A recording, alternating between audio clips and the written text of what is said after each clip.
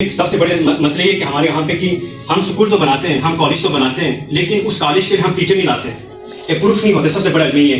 اگر آپ سکول کو کالج کو بناتے تو وہاں کا ٹیچر لانا آپ کا بھی ذمہ داری ہے. ایک بلڈنگ کھڑا کرنا یہ کالج بنانے کے برابر نہیں ہے. ایک نمائندے کا کام بلڈنگ انفراسٹرکچر بنانا نہیں ہے.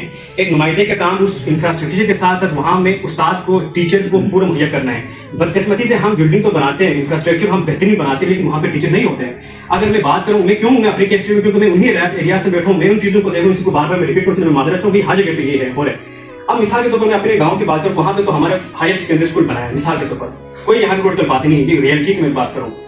اب وہاں پہ ٹیچر نہیں ہے، آپ ٹیچر نہیں تو کیا کرے گا؟ آپ بلڈنگ بنانے سے کوئی فرق پڑتا ہے؟ کچھ فرق نہیں پڑتا. ہم بلڈنگ اپنے بنائیں، لیکن گلگت بلتستان کی بات کریں 90,000 چلڈرن آؤٹ آف اسکول ہیں، 90,000 جو بچے جو ہے آؤٹ آف اسکول. ہم تصور نہیں کریں گے. اسی طرح ہم بات کریں گے ہمارے عام طور پر یہ غلط فہمی ہے کہ اور غلط نام بنا ہے کہ ہمارے گلگت بلتستان کی لٹریسی ریٹ کتنا کہتے ہیں 90% ہے. اب لٹریسی ریٹ کا ڈیفینیشن کرو کیا ہوتا ہے؟ لٹریسی ریٹ کا ڈیفینیشن یہ ہوتا ہے کہ آپ کو لکھنا آتا ہو یا کوئی آپ نے اردو میں بات کرنا ہوتا ہے، باہر پڑھنا ہوتا ہے. یہ لٹریسی ریٹ ہے. یہ نہ ہونے کے بعد آپ ڈیولپ کنٹری میں جائیں گے لٹریسی ریٹ پہ نہیں آتے. آپ اندازہ کو ہر سال گلگت بلتستان کے 5,000 گریجویشن ہوتے ہیں ہر سال.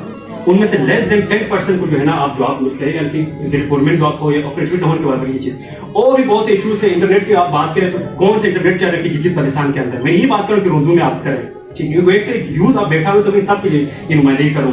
انٹرنیٹ کا بہت بڑا مسئلہ ہے، مونوپلی ہے اس کام کا، ٹھیک ہے.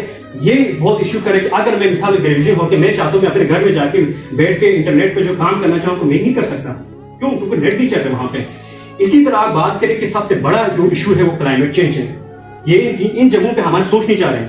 کلائمیٹ چینج آپ دیکھیں کہ رپورٹ کے مطابق، کیونکہ میں ریسرچ کے ایشو کے اوپر تھا کہ رپورٹ کے مطابق 2100 یعنی کہ 2025 ابھی ختم ہوئے کہ 2125 میں گلگت بلتستان کے گلیشیئرز میلٹ ہو کے ختم ہو جائے گا. آپ اندازہ کریں کہ گلگت بلتستان کے جتنے بھی لوگ ہیں وہ پورے ڈیپینڈ کرتے ہیں گلیشیئر کے اوپر کرتے ہیں، یعنی کہ ہمارے جو نیچرل ریسورسز کے اوپر کرتے ہیں. جب یہ ختم ہوتے تو ہم انڈائریکٹلی کہاں پہ جائیں گے؟ ہم ڈائریکٹلی جائیں گے کرائسس کے شکار ہوں گے. اور بہت سے ایسے لوگ آپ دیکھیں گے کہ خودکشی کرنے لگیں گے. کیوں؟ ان کے جتنے بھی روزگار تھے وہ ختم ہوں گے.